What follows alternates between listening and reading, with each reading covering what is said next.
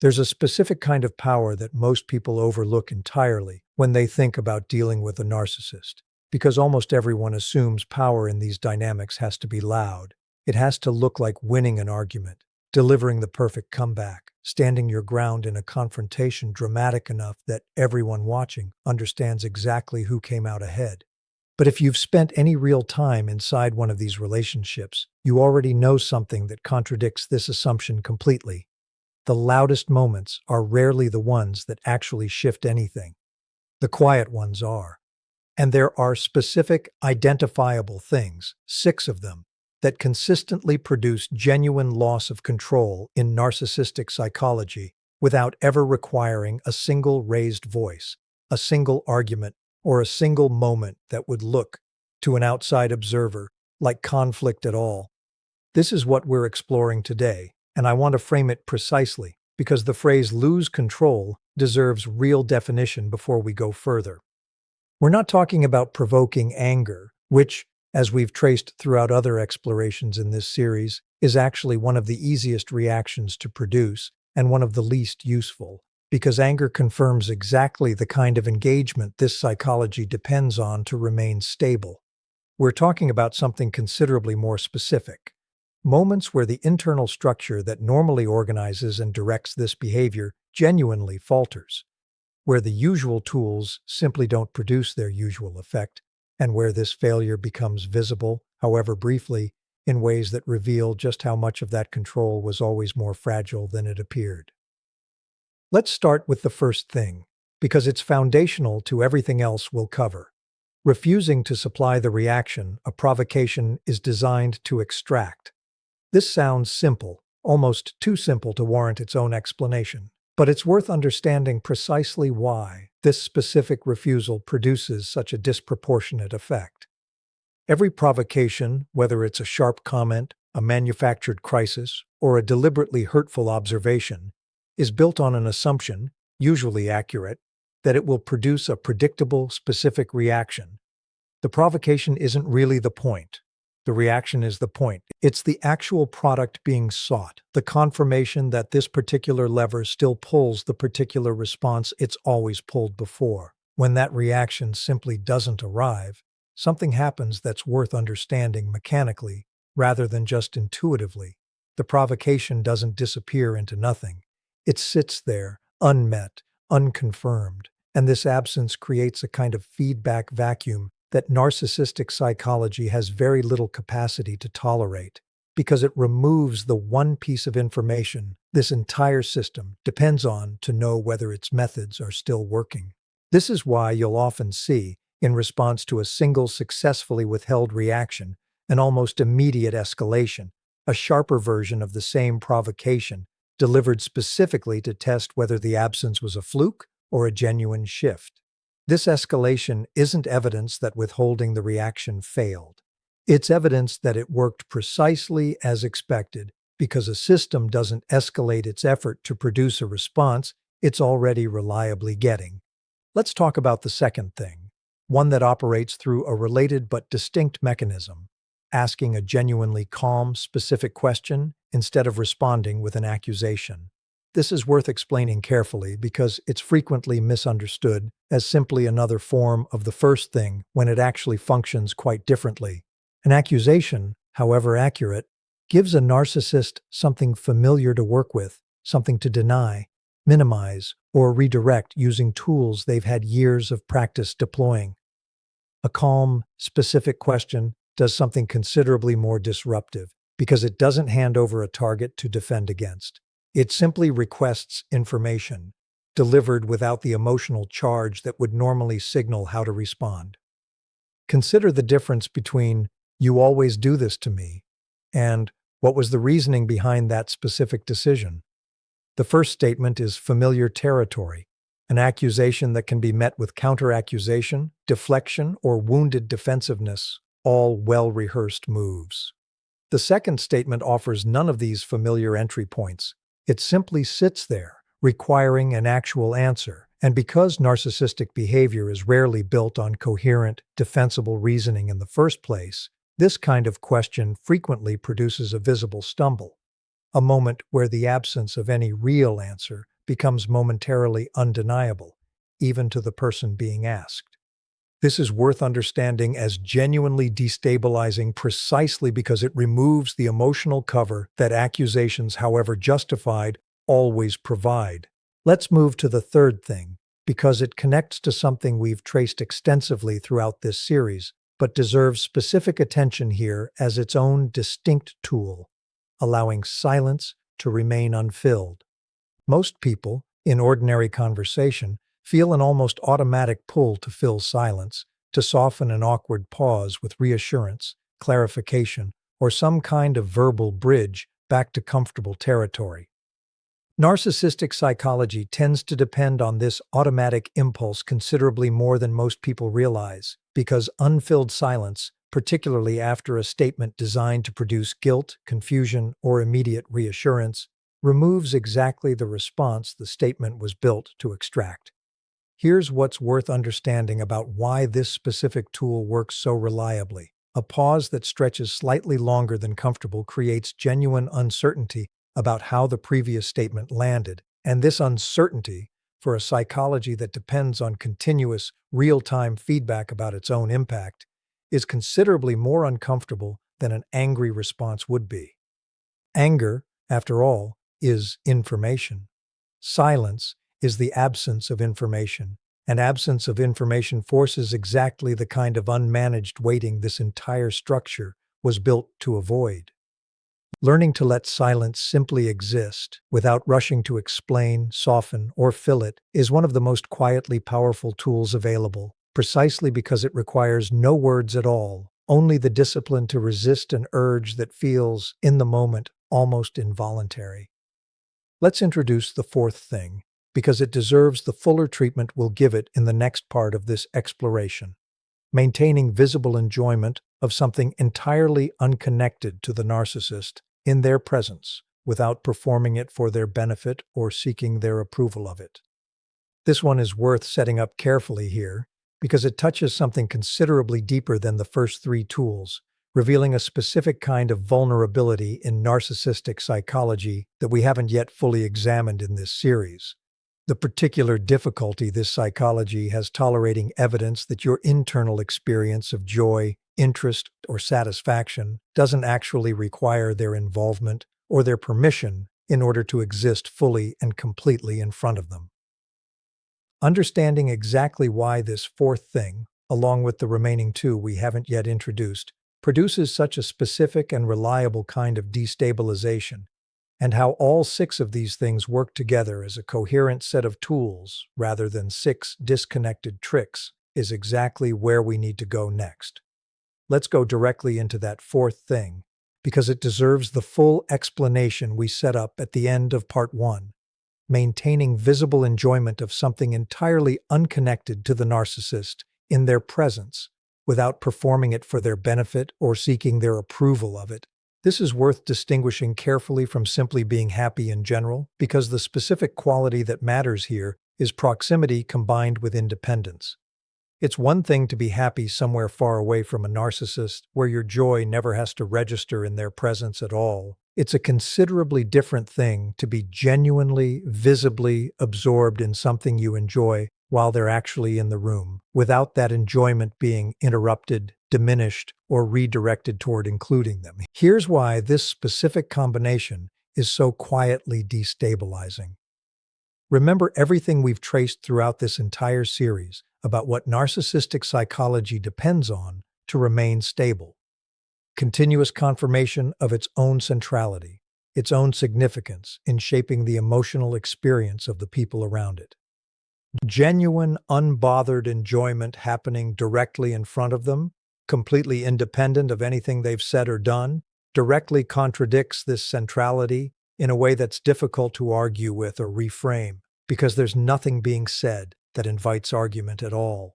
You're simply absorbed in a book, genuinely laughing at something on your phone, genuinely engaged in a hobby, and your emotional state in that moment simply isn't organized around them, isn't waiting for their input, isn't even particularly aware of their presence as anything requiring management.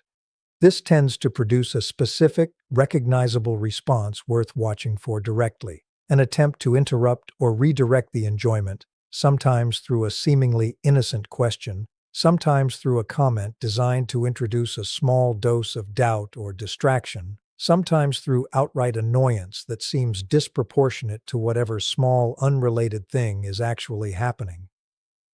This interruption attempt is worth understanding as itself a kind of confirmation, revealing that the independent enjoyment registered as something requiring correction, something that couldn't simply be allowed to continue undisturbed, precisely because its continuation represented exactly the kind of insignificance this psychology cannot easily tolerate witnessing.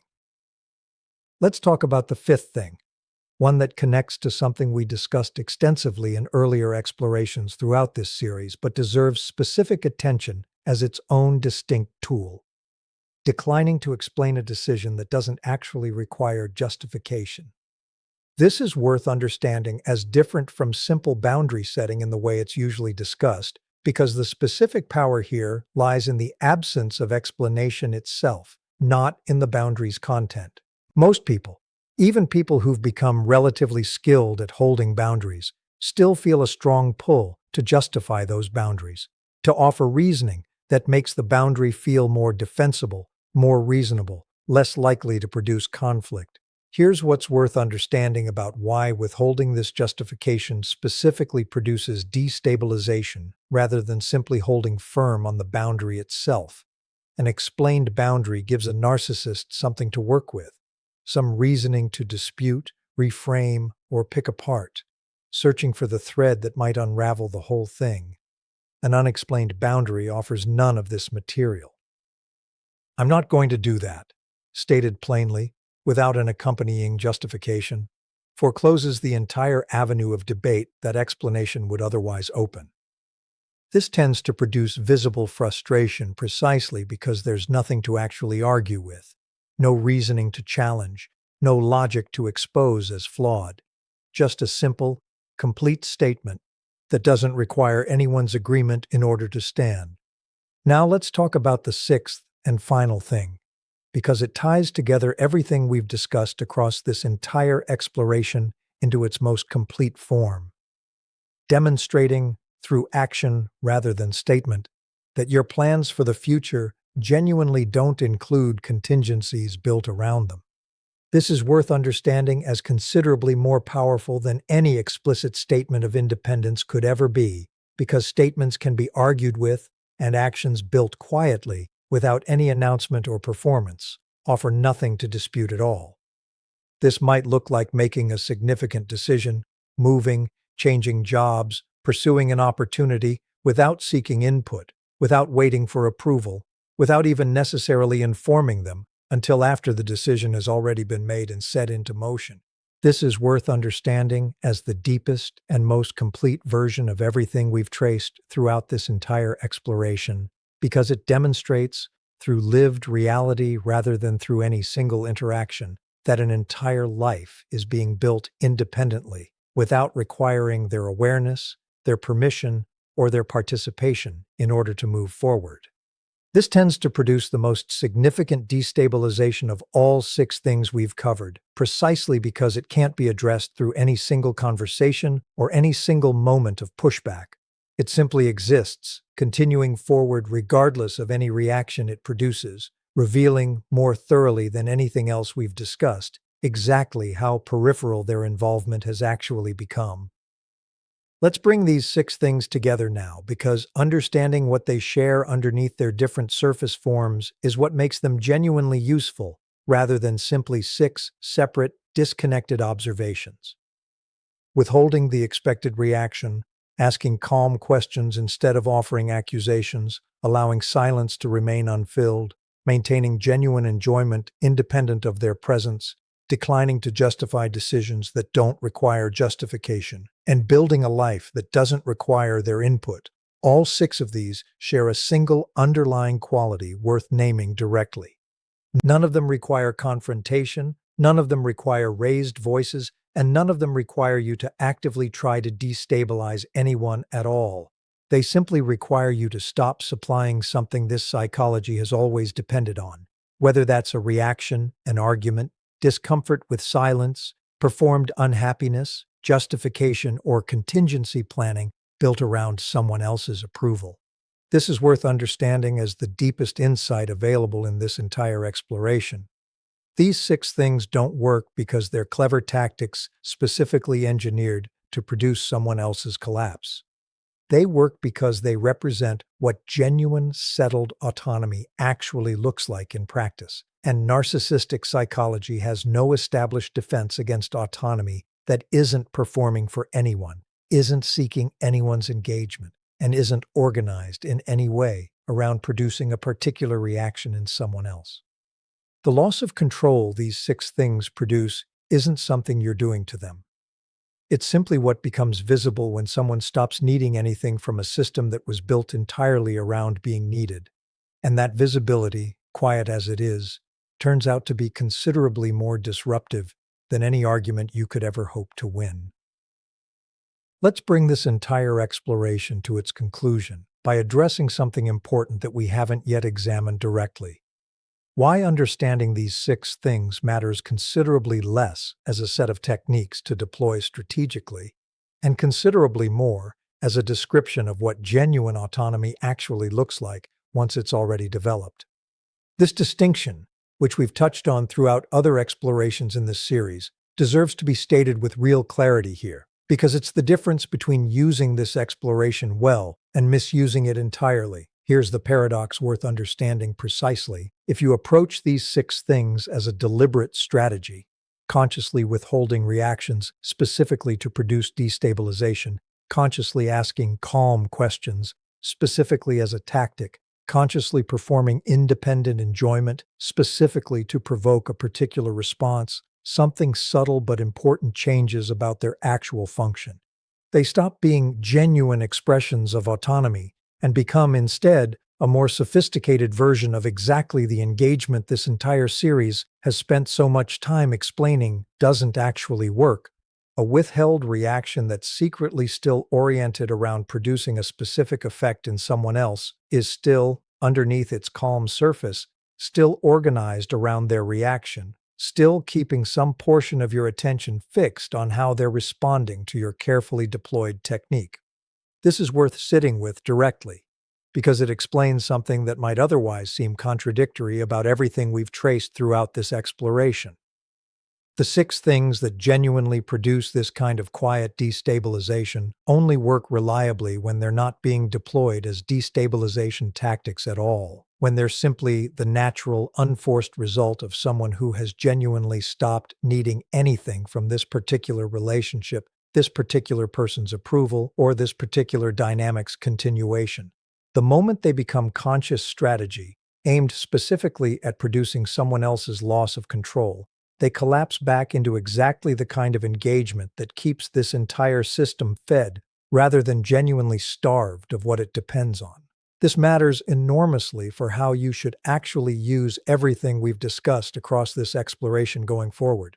Rather than treating these 6 things as a checklist to consciously perform, withhold the reaction today, ask the calm question tomorrow, let silence sit this evening, it's considerably more useful to understand them as markers, indicators you can check against your own genuine internal state, revealing how much authentic autonomy you've actually developed versus how much is still being performed for effect. If withholding a reaction feels like genuine internal calm, that's autonomy. If it feels like gritted teeth restraint, secretly hoping the withholding itself produces visible discomfort in them, that's still engagement wearing autonomy's clothing. And it's worth being honest with yourself about which one you're actually experiencing in any given moment. Let's talk about what this means practically, because it reframes the entire premise this exploration's title implies. The question was never really, what 6 things should I do to make a narcissist lose control? The more accurate and considerably more useful question is, what does genuine autonomy actually require me to build internally, such that these 6 things simply become how I naturally exist, without effort, without performance, and without any conscious aim toward producing a particular reaction in someone else at all? This reframe changes everything about how you should think about your own development going forward, because it shifts the entire project away from managing someone else's psychology and toward the considerably more sustainable, considerably more worthwhile project of building your own genuine internal stability. One that happens to produce these 6 effects as a natural byproduct rather than as a deliberately engineered outcome.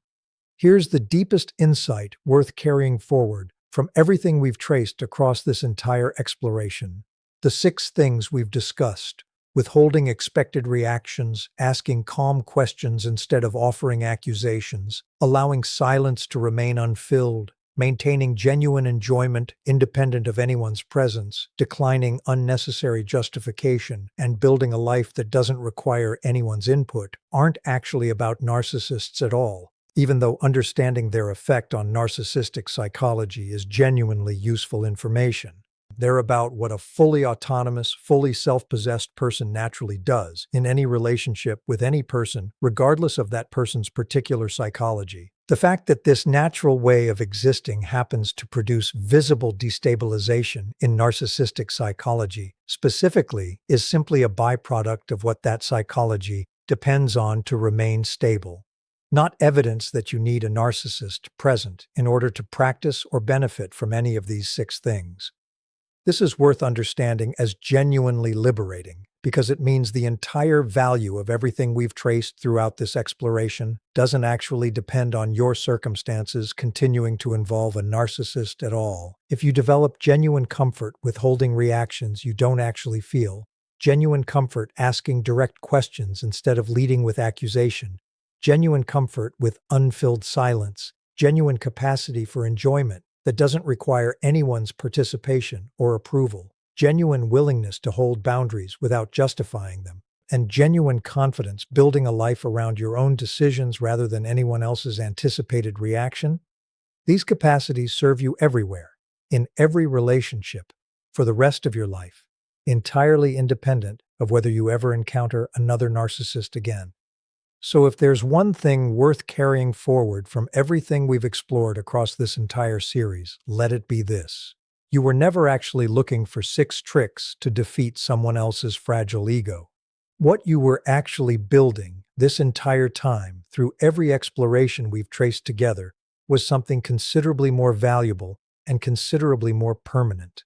A version of yourself whose stability, whose enjoyment, whose boundaries, and whose future no longer require anyone else's participation, approval, or even awareness in order to exist fully and completely. That version of you was never actually about winning against anyone. It was always, from the very beginning, simply about finally, fully becoming someone who no longer needs anyone else's collapse in order to feel like your own life belongs entirely, permanently to yourself.